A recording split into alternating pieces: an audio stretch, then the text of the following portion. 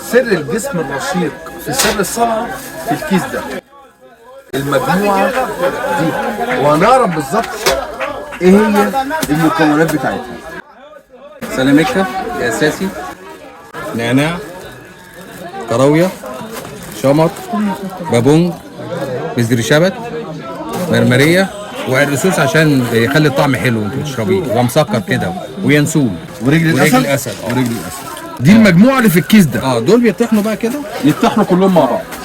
دول معاهم بقى، ده ما بيتغش، ما بيتحط معاهم الرسول ما بيتغليش. بتاخد معلقه من ده على كوبايه ميه فتره مش مغليه، مش ولا سخنه، بارده تقلبها وتشربها قبل العشاء يوم مره في اليوم.